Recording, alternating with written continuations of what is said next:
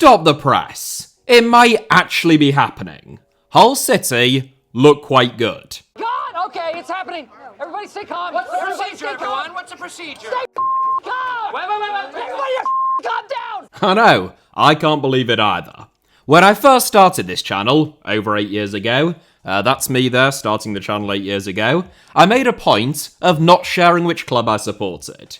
People would always guess, but as far as I can recall, no one ever got it right, which I choose to believe is because I'm just so bloody impartial and objective in my award-winning reporting, and not because it just never occurred to them that someone might be a Hull City fan. In March 2020, though, I foolishly made a video covering 10 years of chaotic ownership under the Alams, titled, "What on Earth is Happening at Hull City?"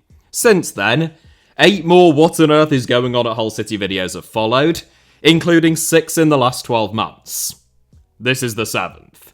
Some would say that is too many, but then again, since that first video, Hull City have been relegated to League One, promoted to the Championship, missed out on the playoffs by 3 points, survived on goal difference, lost 8-0 against Wigan Athletic, been taken over by a Turkish media mogul, had 7 different managers, been hit with a transfer embargo, signed Ronaldinho's son, had as many ACL injuries as the England women's team, and the Queen died.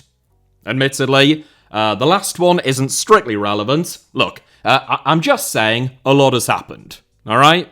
My last Hull City video, at the beginning of July, came following the news that the EFL had put the club under a transfer embargo and a 3-window fee restriction with immediate effect, owing to the club failing to pay outstanding debts. Not very outstanding debts from our perspective, am I right? As a result, over the summer, off the back of finishing 21st last season, level on points with the bottom 3, and only avoiding relegation by virtue of goal difference, Hull City were only able to sign players on loan and on free transfers. The manager who secured that survival, having been appointed mid-season with the club rock bottom of the division, was sacked and replaced by former Bosnian international Sergej Jakirovic. Consequently, the Tigers were installed as the third favourites to be relegated from the Championship this season, ahead of only Sheffield Wednesday, who were literally on the verge of collapse and have since entered into administration, and Oxford United, the team with the lowest budget in the division.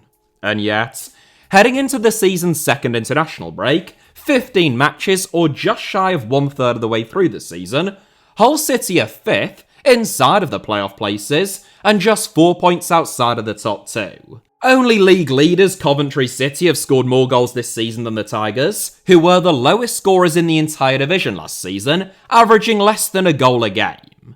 So just what on earth is going on then?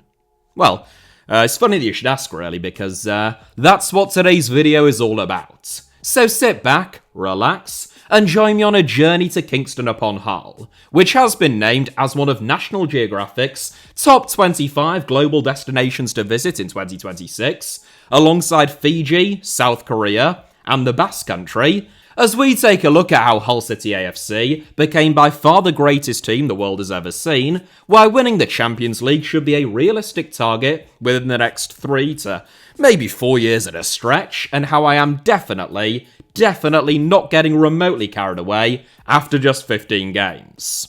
Look, I'm not an idiot. We're winning the lot. But it is important to stay measured about these sorts of things.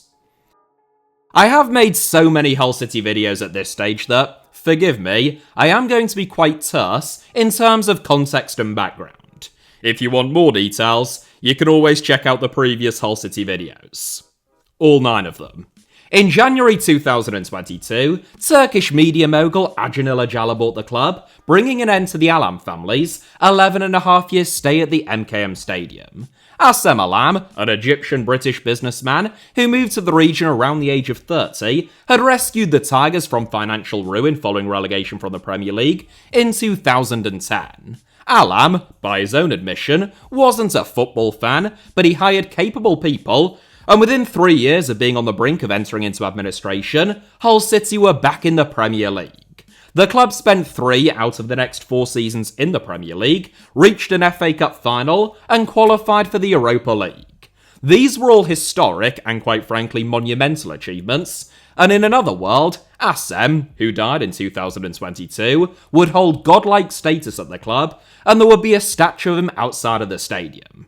In the real world that we actually inhabit, however, Hull City Council refused his bid to buy the club's stadium and surrounding land for a nominal fee, so Assem threw a massive tantrum, attempted to change the club's name to Hull Tigers, told supporters who opposed the name change proposals that they could die when they wanted. He put the club up for sale in 2014, 8 years before he actually sold it. They cut all external funding, scrapped concessionary tickets, the club was relegated to League One, and crowds fell to their lowest level since the Tigers moved into the MKM Stadium, then the Casey Stadium, back in 2002. When Ilajala arrived, therefore, he enjoyed an enormous amount of goodwill, simply by virtue of not being the Alams, and not waging open warfare on the club's own supporters.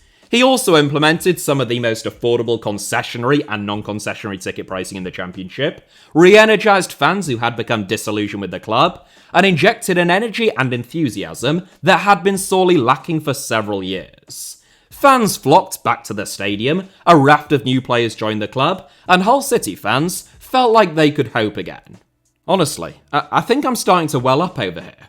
It wasn't all plain sailing though. Ilajala's first managerial appointment, for example, Shota Arveladze, hadn't managed anywhere outside of Uzbekistan for over 5 years but was a friend of his. With his tenure going about as well as you would expect based upon that information, several big money signings, especially in terms of wages, and most notably arrivals from Ilajala's native Turkey, caused the club's budget to balloon without really raising the level of the team.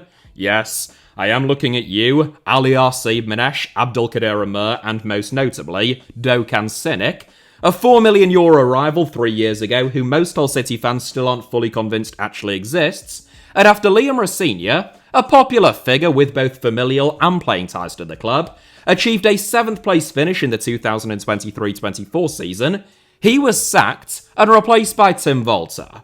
The entirety of pre-season ahead of the 2024-25 season was a car crash, as Ilajala focused more of his attention on Fenerbahce, the club that he supports, after being appointed as their vice president, and Tim Volter oversaw a farcical pre-season in which his squad was decimated, hardly any new arrivals were made until the very last minute, and the Tigers didn't win a single game. Consequently, Hull City fell from 7th in the 2023-24 season, in which they looked like one of the youngest, most expansive, and most upwardly mobile clubs in the division, to 21st in the 2024-25 season, surviving only on goal difference with a point away at Portsmouth on the final day of the season, in which they looked to be one of the most chaotic, clueless, and dysfunctional. Tim Volter was sacked in November and replaced by Ruben Sayers, but he too was sacked at the end of the season, in a move which raised 1 or 2 eyebrows throughout the rest of the division. Shortly after, Sergej Jakirovic was appointed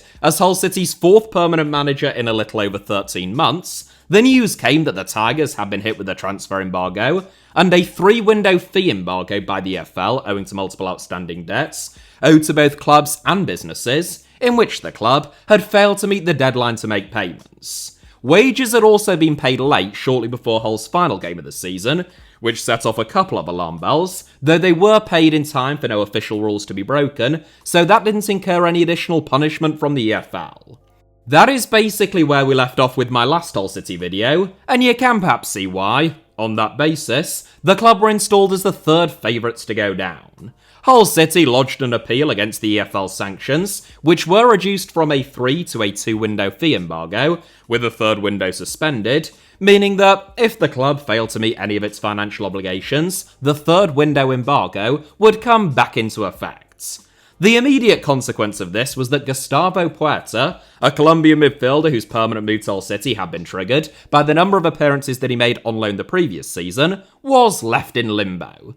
Training with the club at the time, who he believed that he had joined for a reported €3.5 million fee, the fact that Hull were unable to pay the fee saw the deal scuppered, and Puerta subsequently joined Segunda Division side, Racing Santander instead.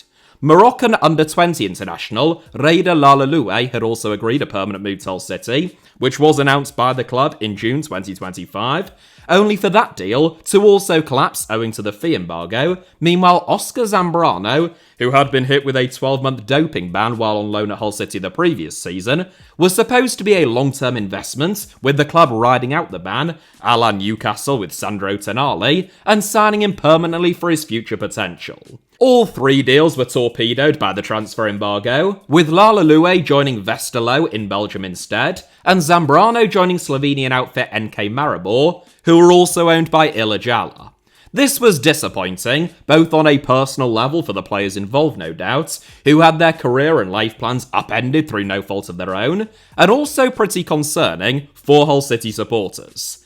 If you avoid relegation on goal difference before being immediately hit with a fee embargo, well, it doesn't bode especially well for the upcoming campaign. In some ways, however, the fee embargo proved to be a blessing in disguise. For a start, as mentioned a moment ago, Hull City's budget had ballooned. Since Adjan Ilajala bought the club, Hull City's gross and net debt have both more than doubled, rising from £29.2 and £28.8 million to £65.9 and £65.8 million. The wage bill has more than doubled, up from £12.7 to £29.6 million in the last set of accounts. Overall operating expenses have also more than doubled, up from £21.3 to £42.8 million. Player amortisation costs have, you guessed it, more than trebled, up from £1.6 to £4.7 million, and agents' fees have increased by an eye-watering 13 times, or over 12,000%, from just £243,000 a few years ago to £3.17 million now.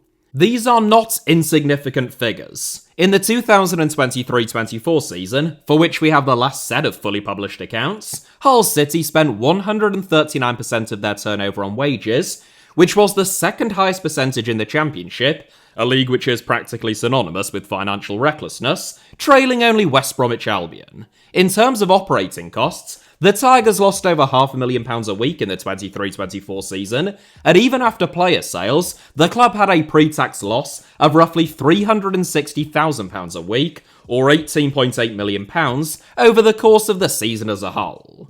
This is in great contrast to the much more frugal, late-stage Alam years, in which Hull City made a pre-tax profit in 5 of the Alam's last 6 years owning the club, with the only exception coming during COVID, when fans weren't allowed inside of the stadium. Nor are these figures fully up to date, it should be said, as the club's accounts for the 2024-25 season haven't yet been published. Aside from the fundamentals, though, one of the primary reasons why the EFL imposes sanctions, like transfer or fee embargoes, wage restrictions, and one-in, one-out limits, isn't merely as a punishment, but as a form of restraint when they have concerns around the viability of a club's financial operations, something which is hardly unreasonable in Hull City's case, following multiple unpaid outstanding debts. Before the embargo, the Tigers were reportedly poised to sign Louis Barry, who had got injured on loan at the club the previous season, for £3.5 million from Aston Villa. They were contractually obliged to pay over £3 million for Gustavo Puerta, and they had reportedly agreed a fee of between €9 to €10 million, or roughly £8 million, for Croatian striker Matija Frigan from Westerlo, the same club who signed both Aliassi Manesh from Hull City and Reda Lalaloue after the Tigers were prohibited from signing the young Moroccan due to their fee embargo.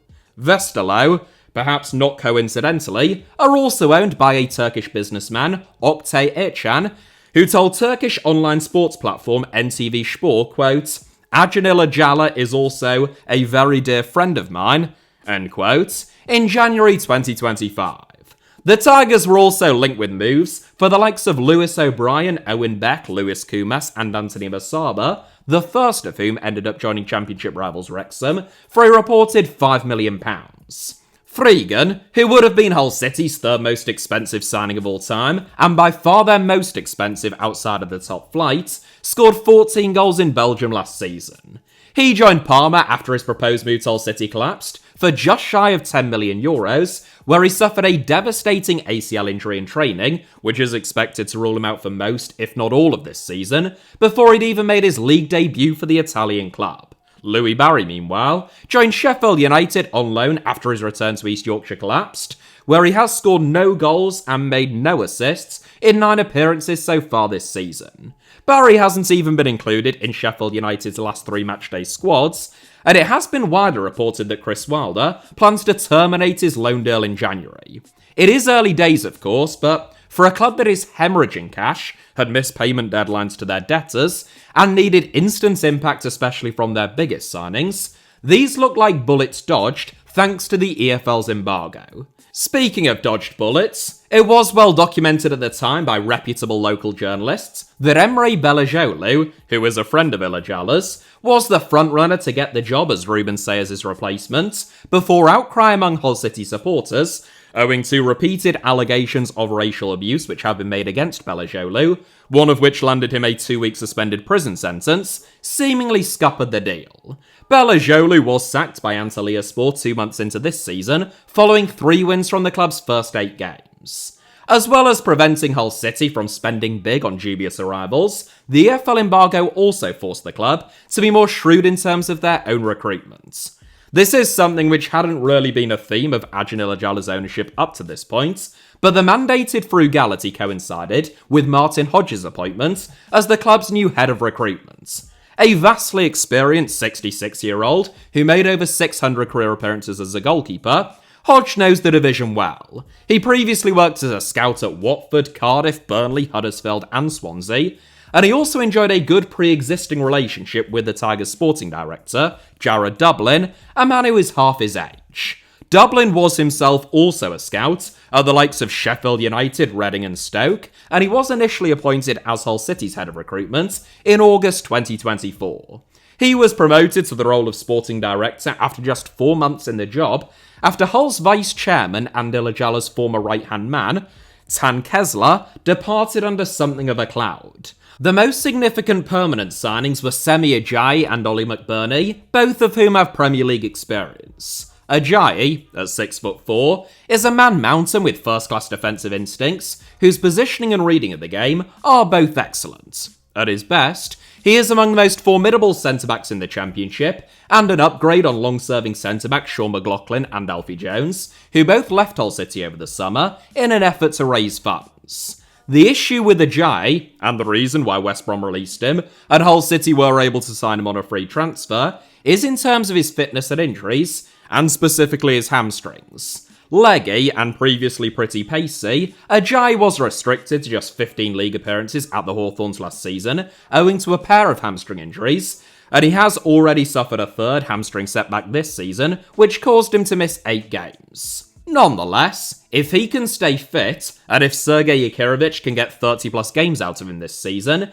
he will prove to have been a very astute signing. Ollie McBurney, meanwhile, was Hull City's number 1 target over the summer window, elevated to number 1++ status following the fee embargo, which prohibited them from signing Mattia Friggin. Formerly of Swansea City and Sheffield United, McBurney spent last season playing for Las Palmas in La Liga, but he was available on a free transfer after mutually terminating his contract. Known for his robust style, shall we just say, and occasional dark arts, McBurney has had a mixed goal-scoring record throughout his career, but he's always been a handful. That's something that Hull City have lacked for far too long, both a recognised out-and-out number 9 and a little bit of gamesmanship. McBurney had other offers over the summer, but the combination of a 3-year deal with the option of an extension at 29, combined with a guaranteed starting berth and 2 of his best pals already being at the club, were enough to swing things in Hull's favour, even during a tumultuous summer.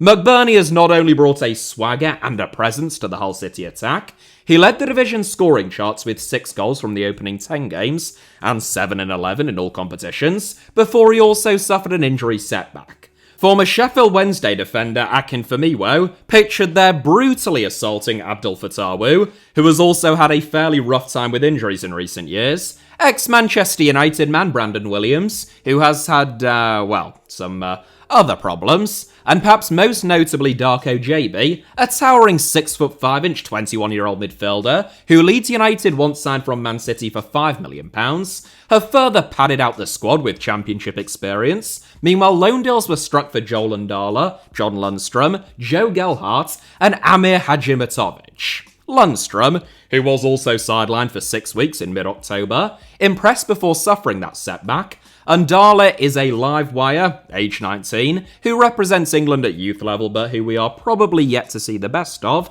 and Joe Gelhardt took a wage cut, despite interest from other clubs, in order to join the Tigers on loan from Leeds United, having enjoyed his time at the club so much during the second half of last season. Since making his debut for Wigan Athletic at the age of only 16, Gelhardt's talent has always been evident, but he struggled to put a run of games together in a Leeds United team that was always battling either promotion to or relegation from the Premier League, and he never really got going during his 6 months on loan at Sunderland. The Hull City fans have taken to Gelhardt though, and he has been given the freedom to enjoy his football, both in terms of regularly starting games, as opposed to making cameo appearances, and in terms of being given the literal freedom to roam around the forward line, finding so-called pockets of space, whether he is deployed out wide or through the middle. Gifted and industrious, Gelhardt has stepped up to become Hull City's primary goal-scoring threat in Ollie McBurney's absence, scoring 5 goals and making 2 assists in his last 6 appearances. He's now the 4th highest scorer in the Championship this season, and the highest who isn't a centre-forward, 1 goal and 1 place ahead of Ollie McBurney. There have also been a couple of Turkish specials, which have Ilacala's as opposed to either Hodge or Dublin's fingerprints all over them, as Amir Hadjimatovic, signed on loan from Besiktas, has been joined by Enis Destan and David Akintola on free transfers. Hadjimatovic has been handed a run of games owing to injuries to John Lundstrom and, to a lesser extent, Casey Palmer, where he is yet to set the world alight and doesn't seem to adore the physical challenge of the Championship, but has kept things ticking over nicely at the base of midfield, adding a touch of calmness at times. Destan, who only scored 9 goals in 51 league games for Trabzonspor and 1 in 21 on loan at Polish outfit Warta Poznan, just scored his first goal in his first start but 10th appearance for the club, playing against Portsmouth.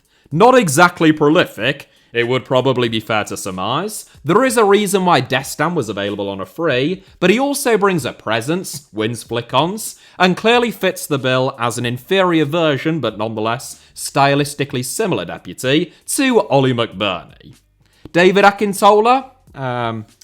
Well, you know, God loves a trier. Hey, maybe we are just yet to see the best of him.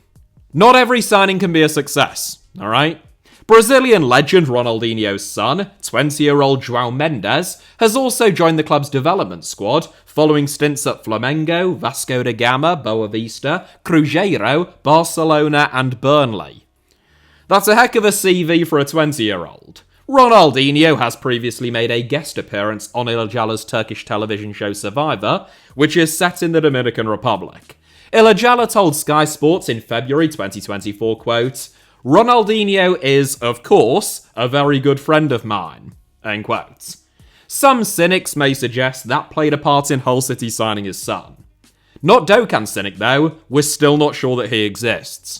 What is perhaps most impressive about Hull City signings isn't necessarily their ability, though the likes of McBurney and Gelhardt have been excellent, but the degree to which they have formed an instant bond and chemistry, both on and off the pitch. This isn't always the case, especially for a club which has such a large influx and exodus of players virtually every season, as has been the case at the MKM Stadium in recent years. Part of that, once again, maybe thanks to the EFL embargo, which perhaps curbed some of the worst excesses of the revolving door for players in East Yorkshire, but a large part of it is the degree to which so many of the club's signings were already friends and former teammates before joining the club. John Egan, John Lundstrom and Ollie McBurney most notably were long-time comrades and close friends at Sheffield United, where all three were a key part of a Chris Wilder team that finished 9th in the Premier League. Meanwhile, long-time Tigers midfielder Regan Slater's time at Bramall Lane also overlaps with the three of them. Elsewhere, Joe Gelhardt, Cal Joseph and Charlie Hughes all came through the youth ranks and played first-team football at Wigan Athletic, with only 2 years separating the three of them in age. Gelhardt also played and trained alongside both Cody Drame and Darko JB at Leeds. Akin Famiwo and Liam Miller were previously teammates at Charlton Athletic. John Lundstrom and Enis Destan were together at Trabzonspor. And Matt Crooks played with both Ryan Giles at Middlesbrough and Semi Ajayi at Rotherham. There's probably even more that I'm missing. Some of these connections and bonds, in terms of understanding each other's games and forming relationships within the dressing room, go much deeper than others. But they all contribute to a sense of familiarity during what otherwise threatened to be a tumultuous and chaotic period for the club, and they are reflected in the team's spirit. There have been several games this season, as we are about to come on to, in which Hull have looked to be hanging on and under the cosh, but they've dug in deep, and with a little bit of luck or wasteful finishing by opponents at times, managed to rescue something from the game. This, it must be said, isn't an entirely new phenomenon. Despite finishing 4th from bottom last season, the Tigers salvaged the 7th most points, 17, courtesy of 4 wins and 5 draws, from losing positions in the division. Sergej Jakirovic has maintained that mental resilience, all while, rather usefully, not going behind as often to begin with. In addition to the squad dynamics, there was also a tactical coherence behind Hull City's recruitment, which, to put it mildly, hasn't always been the case in recent years. Sergej Jakirovic wants his team to play with high intensity. Which manager doesn't make that claim these days? Operating with at least one advanced fullback, a midfielder who can slot in to form a back three when both fullbacks are advanced, often in an effort to create overloads. He likes to flood the box with dangerous crosses, and he needs players who are physically able to compete. Almost every signing can be viewed through this lens, but so too can the improvements in form of many of the players that Jakirovic inherited. Ryan Giles, most notably, is a very attack-minded left-back who led the Championship's assist charts on loan at Middlesbrough, but looked totally out of sorts following moves to Luton, Hull City, and then back on loan at Middlesbrough last season, having invested the best part of £5 million in Giles, plus wages, whose value had cratered following that Borough loan, and of course, under a fee embargo of their own this summer. Hull have reintegrated Giles this season, and to fantastic effect. The addition of a familiar face in Matt Crooks has helped, but principally, the added protection of a midfield sitter and 2 target men in Ollie McBurney and Enis Destan have given Giles something to hit. A wonderful left-footed crosser of the ball, Giles currently leads the Championship's assist charts with 6 assists from the opening 15 games, and he and Ollie McBurney remain the most frequent goal and assist combination in the division, with 5 goals, despite the fact that McBurney has been sidelined for a third of the season to date. Both John Lundstrom and Amir Hadjimatovic, meanwhile, are capable of slotting in and becoming quarterbacks, as now appears to be the term that is in vogue. Cody Drame, who vies with club captain Louis Coyle for a starting berth at right back, has benefited from the occasional deployment of a back 5 with wing backs, allowing both he and Giles to become even more advanced, and Regan Slater has been outstanding. The likes of Ajayi, McBurney, Destan, Lundstrom and Andala, the latter in terms of pace as opposed to size or strength, have all injected some much-needed athleticism into the Hull City team. Though Sergej Jakirovic was part of the ongoing churn at Hull City, replacing Ruben Sayers over the summer, he's also brought with him a sense of calm. This was one of the most overlooked aspects of Liam Rosenior's management of the club, an ability to rein in the owner at times and keep a sense of cool around an otherwise often somewhat chaotic environment, and Jakirovic has done just that.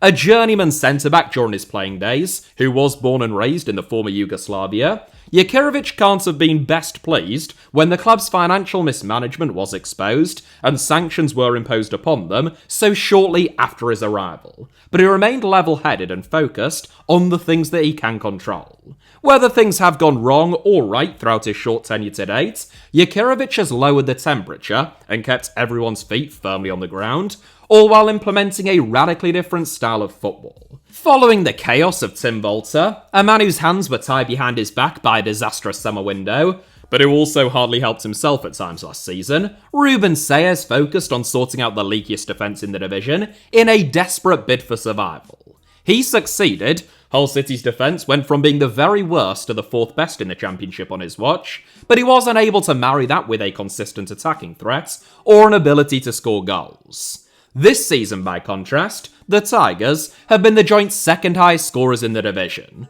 Ollie McBurney's arrival has undoubtedly helped on that front, but Hull City also have the joint second most scorers in the division, in terms of different goal scorers, tied with Middlesbrough on 12. The Tigers don't actually have an enormous number of shots on goal, and extremely high expected goals, or keep a huge amount of possession. In fact, they have kept the 7th least possession in the division, they only have the 5th highest expected goals, despite scoring the 2nd most, and they have also registered the 7th fewest shots, 174 in total, which is fewer than the likes of Norwich City and Sheffield United, who are among the division's lowest scorers, and currently occupy 2 out of the 3 relegation places.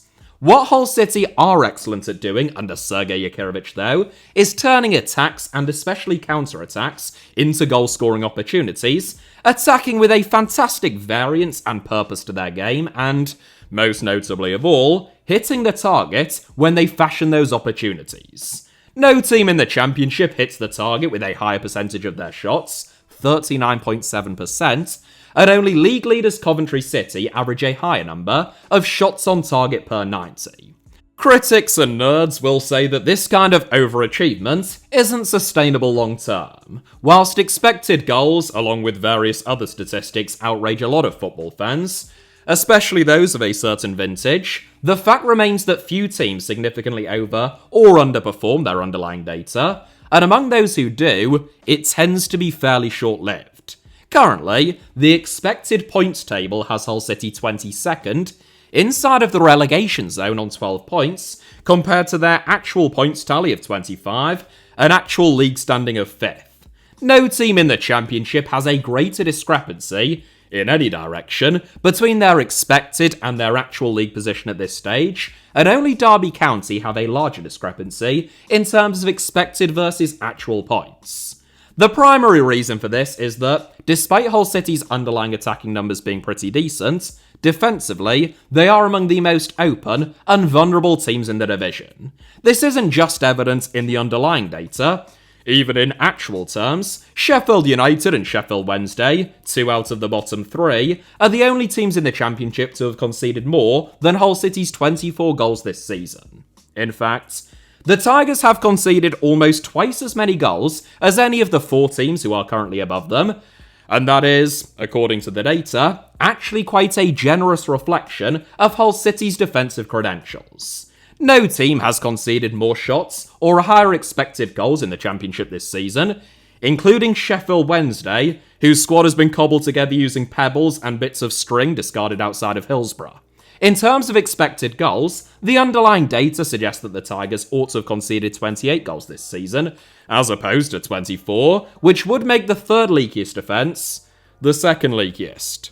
This is interesting, or notable if you like, because most Hull City fans would have little other than positives to say about most of their defenders this season, but the whole team, as a collective unit, concedes a lot of chances. On the flip side, in the Tigers' last 2 games, against Derby County and Portsmouth, while, admittedly, they still conceded another 4 goals, with their defensive frailty still very apparent, their underlying data overall, and their performance based solely upon the eye test, was much more convincing, with far less riding their luck over 90 minutes, and a sense in which they were the team pushing for 3 points at all times. What's more, whilst it is easy to look at the underlying data, or just watch some of Hull City's games during the early parts of this season, and to say that they have been fairly fortuitous at times, and their current league standing likely isn't sustainable, and I think that there is a lot of truth to that, and the latter assessment may well still prove to be correct. What it overlooks is the sheer number of key players who have been sidelined this season, and the potential impact of their returns. Mohamed Baloumi, Liam Miller, and Elliot Matazo all suffered ACL injuries last season. At their best, all 3 of them are starters. Baloumi, who is the son of Lakhdar Baloumi, one of Africa's greatest players of all time, is the most naturally gifted player at the club and capable of winning games on his own. But following his long-awaited comeback from rupturing his cruciate ligaments last season, he suffered a hamstring injury in September which put him out of action for another 6 weeks, and from which he has only just returned. Canadian international Liam Miller suffered an almost identical fate just a few weeks later, having looked so bright and positive following his ACL return, only to pull up with another hamstring injury, which has relegated him back to the treatment table, most likely for at least another 3 weeks. Elliot Matazo, who was signed from Monaco last January and made a very impressive, albeit also very short-lived start to life at the club, is yet to return from his ACL injury, which he suffered in only his 6th game for the Tigers, and I have personally asked God to look after his hamstrings when he eventually does, despite being an atheist. It's got to be worth a go, hasn't it? Then there's John Lundstrom and Ollie McBurney, both expected to return after the current international break, both of whom, particularly McBurney, will provide a huge boost, as well as Casey Palmer, who may not, it remains to be seen, after he was singled out for criticism by Sergej Jakirovic. Hull City's strongest 11, therefore, when everyone's fit, looks like a highly competitive team at championship level. Whether they, or indeed anyone else for that matter, is ever actually likely to have their strongest 11 all fit and available at the same time is another matter, especially with a few injury-prone players in the Tigers squad, but it should certainly be significantly strengthened by the availability of just 1 or 2 of the likes of Matazo, Balumi and McBurney. In other words then, there are 2 ways of looking at Hull City's current situation and league standing. One is that they are in a false position, wildly outperforming their expected goals for, against, and points, and will inevitably revert to the mean at some stage, and drop down the table like a stone. The other is that they are 5th with a fairly serious injury crisis, with a squad and manager who are only in the early stages of formulating a vibrant and enjoyable brand of attacking football, yet they've already found a way to win games, whether they're at their best or not. The reality, without wishing to sound like a Hull City centrist, which is to my mind the second worst type of centrist, only narrowly behind Chukwuemeka, is somewhere in between. Hull City's defence is lax, and if they keep conceding the same number of chances, eventually they will be more seriously and consistently punished, and it will be very difficult to mount a long-term playoff challenge, even with a highly productive attack. It is easier to fix a faulty defence than it is to address an ailing forward line though, and Hull City's backline this season, in its various forms, is still a fairly new and unfamiliar one, which should only improve. What's more, the playoffs even being a consideration is fairly wild. Sure, the Tigers most likely still have a considerable wage bill, but, to reiterate, they only survived on goal difference last season, they are under an EFL embargo, and they were the 3rd favourites to go down in pre-season. The vast majority of Hull City supporters would have bitten your hand off for a season of mid-table mediocrity, but what they've got is a team that's not only far exceeding expectations, albeit, yes, less than a third of the way through the season, but also playing football which is genuinely exciting, typically with ample goals and opportunities at both ends. Under the circumstances, albeit a manufactured crisis and set of circumstances that were of the club's own making, things could hardly be going much better. From a long-term perspective, and I am extremely cautious when it comes to making any predictions on this channel, let alone ones about Hull City, it seems as though Adjanil Ajala has delegated far more to Jared Dublin and Martin Hodge this season, 2 genuine football people and capable operators at this level, and that can only be a good thing. Long may it continue. Oh, and Charlie Hughes' vision and range of passing for a centre-back are absurd. Defensively, he is still quite raw, which is to be expected at 22, but there can be few centre-backs outside of the Premier League, if any, with more incisive and accurate distribution. Anyway, that is just about it for today's video. I would go into more detail about Ajala and the consequences of his so-called brain team reshuffle last season, Sergej Jakirovic's backroom staff, and especially his assistant Dean Holden, who has also provided invaluable experience alongside someone who is brand new to the league, as well as being very popular among those within the club. The fact that there is a bloke called Matt Busby who has been at Hull City since 2016, now employed as head of physical performance, which I just think is fantastic. And the fact that Carl Joseph is probably the hardest working and hardest pressing forward since Ian Rush, and if only he could score 1/5 as many goals, he'd be priceless. I'm still rooting for you, Carl. Rarely has there been a player that I've wanted to see come good on a personal level more. I will end, very finally, with more positive Hull City news regarding Hull City ladies, who were in an even more almighty mess than the men's team, with whom they are not affiliated over the summer, but who have begun this season with a new management team, several strong new players, and a new stadium in North Ferriby, and who have won 3 out of their first 9 games and currently sit 7th in the FAWNL Northern Premier Division. I visited Hull City Ladies at the end of last season to document the extraordinary crisis at the club for my second channel, Alfie Potshamer, so feel free to check that out if you didn't at the time, and then you'll be as chuffed for them this season as I am. Or don't, you know. Don't let me tell you what to do. Live your own lives. That is it for today's video.